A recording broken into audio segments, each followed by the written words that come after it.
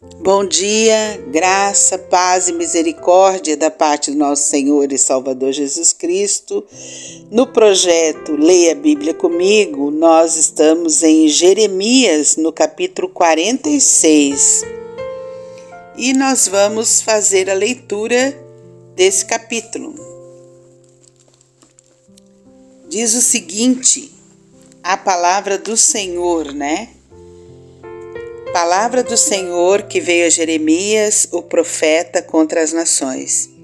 A respeito do Egito, contra o exército de Faraó Neco, rei do Egito, exército que estava junto ao rio Eufrates, em Carquemes, ao qual feriu Nabucodonosor, rei da Babilônia, no ano 4º de Jeoaquim, filho de Josias, rei de Judá.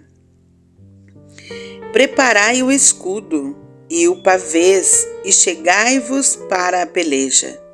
Selai os cavalos, montai cavaleiros, e apresentai-vos com elmos, poli as lanças, vestivos de couraças.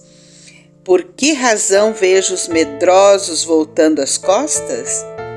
Estão derrotados os seus valentes e vão fugindo, sem olhar para trás. Há terror ao redor, diz o Senhor. Não fuja o ligeiro, nem escape o valente para o lado do norte, junto à borda do rio Eufrates. Tropeçaram e caíram. Quem é este que vem subindo como Nilo, como rios cujas águas se agitam? O Egito vem subindo como Nilo, como rios cujas águas se agitam. Ele disse: subirei, cobrirei a terra, destruirei a cidade e os que habitam nela. Avançai, ó cavaleiros, estrondeai, ó carros, e saiam os valentes, os etíopes e os de Pute, que manejam o escudo, e os lídios, que manejam e entesam o arco. Porque este dia é o dia do Senhor, o Senhor dos exércitos, dia de vingança contra os seus adversários. A espada devorará, fartar-se-á e se embriagará com o sangue deles, porque o Senhor dos exércitos, tem um sacrifício na terra do norte, junto ao rio Eufrates. Sobe a Gileade e toma bálsamo, ó Virgem filha do Egito. Debalde multiplicas remédios, pois não há remédio para curar-te. As nações ouviram falar da tua vergonha e a terra está cheia do teu clamor, porque fugindo o valente, tropeçou no valente e ambos caíram juntos. Palavra que falou o Senhor a Jeremias, o profeta, acerca da vinda de Nabucodonosor, o rei da Babilônia, para ferir a terra do Egito. Queridos, quero dar uma paradinha aqui. A terra em volta da terra prometida, a terra que Deus havia dado para o povo, estava vivendo o caos da guerra. Nabucodonosor é o rei da conquista do momento aqui. Neste momento que o povo de Deus está vivendo, havia 3 grandes nações, a Síria, a Babilônia e o Egito, no meio do povo de Deus. E aí você ouviu aí a palavra pavês, era um escudo que protegia o corpo todo. E também a palavra escudo. Isso aí denota para a gente que está lendo o texto bíblico, significando que o poder bélico do Egito era forte e era pesado. E outra coisa também que denota aqui para nós no texto, no verso 6 e verso 5, tá? É que os egípcios, eles contratavam mercenários para lutar as suas guerras. Quando eles saíam para conquistar, eles contratavam mercenários para lutar as suas guerras. Mas quando o Egito Quando a guerra era contra o Egito, o que acontecia? Os medrosos, os mercenários, eles fugiam, tá? Eles eram também, por isso que aqui no texto, verso 11, diz, sobe a Gileade e toma bálsamo, né? Significa, eles eram, a história conta que eles eram habilidosos na medicina, tá? Eles eram eles eram demais habilidosos à medicina. Vamos continuar a leitura? Anunciai, verso 14 agora, anunciai no Egito e fazei ouvir isto em Migdol, fazei também ouvi-lo em Mênfis e em Táfnis, dizei, apresenta-te e prepara-te, porque a espada já devorou o que está no redor de ti. Porque foi derribado o teu touro, não se pôde ter de pé, porque o Senhor o abateu. Preste atenção. Porque foi derribado o teu touro, não se pode ter de pé, porque o Senhor o abateu. O Senhor multiplicou os que tropeçavam. Também caíram uns sobre os outros e disseram, levanta-te e voltemos ao nosso povo, à terra do nosso nascimento, por causa da espada que oprime. Ali apelidarão a Faraó, rei do Egito, de espalhafatoso, porque deixou passar o tempo adequado. Tão certo como vivo eu, diz o rei, cujo nome é Senhor dos Exércitos, que certamente como o Tabor é entre os montes e o Carmelo junto ao mar, assim ele virá. Prepara a tua bagagem para o exílio, ó moradora, filha do Egito, porque Mênfis se tornará em desolação e ficará arruinada e sem moradores. Novilha muito formosa é o Egito, mas Mutuca do norte já lhe vem, sim vem, até os seus soldados mercenários no meio dele, bezerros cevados viraram as costas e fugiram juntos. Não resistiram, porque veio sobre eles o dia da sua ruína e o tempo do seu castigo. Faz o Egito um ruído, como da serpente que foge, porque os seus inimigos vêm contra ele, com machados quais derribadores de árvore. Cortarão o seu bosque, diz o Senhor, ainda que impenetrável, porque se multiplicaram mais do que os gafanhotos, são inumeráveis. A filha do Egito está envergonhada, foi entregue nas mãos do povo do norte. Diz o Senhor dos Exércitos, Deus de Israel, eis que eu castigarei a Amon de No, a Faraó, ao Egito, aos deuses e aos seus reis, ao próprio Faraó e aos que confiam nele. Entregá-los-ei nas mãos dos que lhe procuram a morte, nas mãos do Nabucodonosor, rei da Babilônia, e nas mãos dos seus servos, mas depois será habitada, como nos dias antigos, diz o Senhor. Não temas, pois tu, servo meu Jacó, nem te espantes, ó Israel, porque eu te livrarei do país remoto e a tua descendência da terra do seu cativeiro. Jacó voltará e ficará tranquilo e confiante, não haverá quem o atemorize. Não temas, servo meu Jacó, diz o Senhor, porque estou contigo, darei cabo de todas as nações para as quais eu te arrojei, mas de ti não darei cabo. Castigar-te-ei, mas em justa medida, não te inocentarei de todo. Castigar-te-ei, mas em justa medida. Queridos, você pode perceber aqui na leitura do texto, né, que a profecia de Jeremias, ela vem para abater os deuses do Egito, né, a idolatria, né? E aí o texto vai citar 3 deuses do Egito que eram importantes para os egípcios, né? O primeiro que é citado é o seu deus Apis, né? era a figura de um touro e ele era chamado Apis. Ele era adorado na fronteira, né?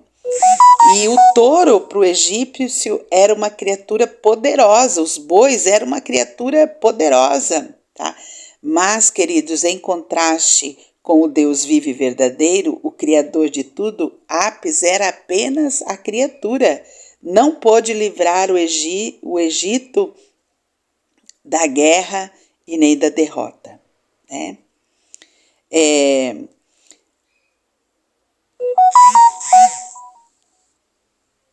Era poderoso esse Deus do Egito apenas no imaginário do povo egípcio, né? O rei do Egito, ali também, ele foi colocado nessa palavra espalhafatosa, né? Quer dizer que era o cara da boa vida, né? Ele vivia na luxúria, vivia no luxo, né? Tanto é que contratava mercenários para suas guerras, né? E também uma outra palavra que aparece no texto é a mutuca, né? A gente conhece aí a nossa mutuca, que ela ferroa e dói pra caramba. E aí Deus está falando para Jeremias, ó, a Babilônia vai vir contra o Egito como a mutuca, né? E a mutuca era o símbolo bélico da Babilônia. Sua ferroada era forte e forçaria o Egito, a nação, a fugir e a se exilar, né? Outro deus egípcio importante é Khénfre, que era a serpente, né? O nome de Khénfre, representado aí na leitura do texto, que estaria fugindo em fuga. E um outro deus também que nós vemos aí no texto, que seria também derrotado pelo poder de Deus, por meio de Nabucodonosor, seria o deus Sol, né? Assim como a serpente, que era um deus tão importante da cultura egípcia, seria envergonhado e, né? Outro deus que seria envergonhado também seria Amon-Di-No, o deus Sol, que era representado por uma cabeça de carneiro em corpo de homem, né? Então, os três deuses, as três criaturas que, né, são criaturas que o Egito adorava, idolatrava, né? Serão derrotados aqui quando Nabucodonosor vem sobre o Egito e vence essa guerra. Queridos, algumas lições, né? Principalmente o capítulo 46, a meu ver, mostra a inutilidade de estar longe do Deus vivo e verdadeiro, de uma nação que está longe do Deus vivo e verdadeiro, de uma nação que está em comunhão com o seu Deus. O Egito, ele tinha poder bélico, né? Tinha todo o poder, né, para vencer qualquer tipo de guerra, mas nessa guerra Deus havia decretado que eles seriam derrotados, né? Seus ídolos, fabricados por mãos humanas, tinham a aparência de poder, né? O touro tinha aparência de poder, a serpente, né? De astúcia, o sol, né? Todo o seu brilho, mas na verdade tinham apenas aparência de poder, mas não tinham poder para dar o livramento que o Egito precisava. Eles seriam derrotados, porque Deus havia decretado. Os seus líderes faziam apenas barulho, eram espalhafatosos, né? Só faziam barulho apenas, né? Hoje, queridos, nós não vivemos muito diferente. Cada um de nós deve entender qual o seu papel na nossa sociedade de hoje. Hoje nós também vivemos num mundo em guerra, num mundo caótico, num mundo cheio de peste, cheio de fome, cheio de mazelas humanas que estão aí à nossa volta, né? E aí a pergunta que nós devemos fazer diante dessa leitura, tá? Quais são os males que atormentam a nossa nação nos dias de hoje. Que problemas nacionais, que problemas da nossa nação, que a nossa fé, a nossa oração e a nossa ação pode sanear num mundo caótico que nós estamos vivendo. Qual o papel de nós como igreja no nosso país? Nós precisamos lutar contra todo tipo de injustiça à nossa volta. Mas nós não vamos vencer a guerra, queridos, se nós continuarmos adorando a criatura em vez do Criador. Só dá para vencer as guerras que estão diante de nós quando nós colocarmos o olhar no Deus vivo e verdadeiro e derribar todo tipo de ídolo da nossa mente e do nosso coração. Vamos orar, queridos. Vamos orar. Diante dessa palavra, precisamos orar, né? Diante dessa palavra, de ver aqui uma nação como o Egito, quando Deus decreta a falência total dessa nação, né? Falência sistemática, né? Uma falência, faliu tudo no Egito, faliu seus líderes, faliu seus ídolos, faliu sua força bélica, seus escudos, seu armamento, faliu tudo. Nada ficou de pé quando Deus decretou a falência do Egito. Então nós temos que pedir a Deus a misericórdia sobre a nossa nação, sobre o nosso Brasil. Vamos orar. Paizinho querido, Deus de poder e de graça, nós te louvamos nesta manhã. Pai, obrigada por este alerta da tua palavra, que nós precisamos estar preparados para a guerra, Pai. E não se prepara, Pai, para a guerra se não se conhecer o inimigo, Deus. E o grande inimigo, Senhor Deus, do nosso povo, tem sido a ignorância de não te conhecer, de não conhecer, ó Pai, a tua grandeza, de não conhecer, Pai, a tua majestade, de não conhecer quem tu és, Pai. Ó Deus de poder, nossa nação tem idolatrado de todas as formas e maneiras. Pai querido, e nós queremos, Paizinho, te pedir a tua misericórdia, Pai. Nossos deuses fabricados por mãos humanas têm ditado muitas vezes as regras, Pai. Mas nós te pedimos, Deus, que toda a idolatria da nossa nação caia por terra. Que haja, Senhor Deus, um entendimento, um discernimento na vida e no coração e na mente da nossa população.